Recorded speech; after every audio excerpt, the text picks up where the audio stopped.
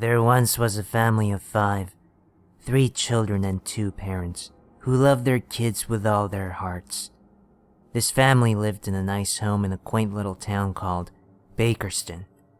Their lives were simple and pleasant, and Bakerston was an unusually peaceful town that had little to no crime. One of their children, the eldest daughter, was named Felicity, and she was very good at watching her little brothers, Raymond and Rory. So, occasionally their parents would go out for the night and have Felicity watch her brothers until they got back. Felicity was very good at this. She would always play a game similar to hide and seek.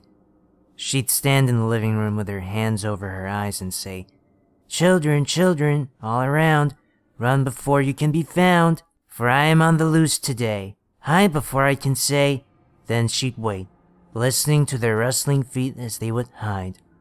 She'd search the house looking for them, and when she got close, she'd wait right outside the place she knew they were hiding and she'd say, "Boo!"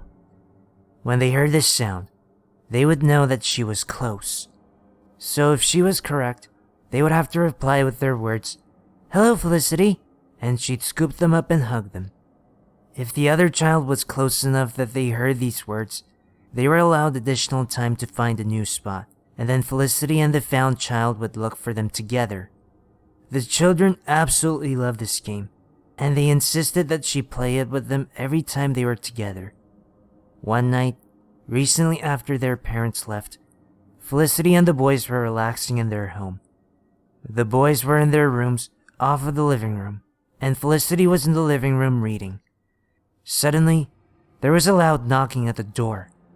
Felicity, thinking it might be her parents and that they would be upset that the boys weren't asleep, she rushed to the intercom system that allowed anyone in the living room to speak to all the rooms in the house. The boys had one in their room too. This made it so that no one had to yell from room to room in the house. She pressed the button and said quietly, "Open your door and get underneath your covers. I think it's Mom and Dad. Pretend to be asleep." Then she went to answer the door. The boys did as they were told and got beneath their covers. They heard the door open, but no other sounds. It was quiet. Then, the intercom beeped, which meant someone was on the other side. A voice said, "Children, children, all around." The little boys shivered. It was Felicity, and she sounded scared. She had spoken at a whisper and they became frightened. They stayed in their beds, still scared. Then, "Run before you can be found." They glanced at each other in horror. "For he's on the loose today. Hide before I can say." "She wants to play the game," Rory whispered to Raymond. They waited a few seconds. Then, it came on again. "Children, children, all around." Silence. "Run before you can be found." Silence. "For it is on the loose today. Hide before I can say." The boys quickly decided they needed to hide. They crawled to their favorite place, which was a broom closet in the hallway that Felicity claimed was too small to fit in. But the boys knew it wasn't. She never found them there. She always called quits if either of them chose that spot. They quieted their breathing and listened for sounds. They heard a soft shuffling of feet, but that was all.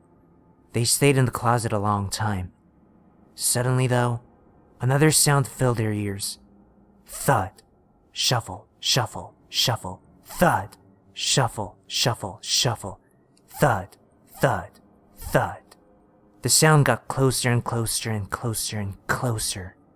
They heard Felicity's voice whisper, but it seemed to come from throughout the house. "Children, children, all around. Run before you can be found. For I am on the loose today. Hide before I can say." Silence.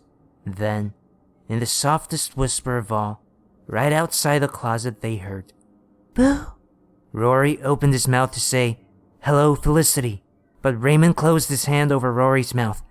It was silent for a long time. Then, from Raymond and Rory's right, inside the closet, a voice was heard. "Hello, Felicity." Rory and Raymond turned ice cold, but they didn't move. Outside the closet, Felicity started to cry. Then, in tears, she said, "New game. Rory's it." That same night, the parents of Rory, Raymond, and Felicity came home to a devastating sight. On the table was a letter that had apparently been opened by Felicity that said, "I want to play your game. I'm in the children's room. We'll all play together." They proceeded to look throughout the house for their children. They couldn't find them that night. The next night they found Rory. His eyes were sewn shut and he was jammed underneath the kitchen sink covered in blood. The day after, they found Raymond. His eyes were sewn shut and he was shoved underneath his bed covered in blood. The day after, they found Felicity. Her eyes were sewn shut and she was squished inside a cupboard. The deaths were mourned and the bodies were buried. A week later, another body was discovered. A missing mortician was found crammed inside the hallway closet, with his sewing kit clutched between his cold dead fingers. The thud, thud, shuffle, shuffle, shuffle children had heard had been the sound of Felicity bumping into walls. She had been looking for them, and she couldn't see, because her eyes had been sewn shut. Years later, it was said that the soft calling of Felicity's voice could be heard, calling the word to the children's hide-and-seek rhyme. "Children, children, all around, run before you can be found, for I am on the loose today. Run before I can say, 'Ha! Gotcha!'"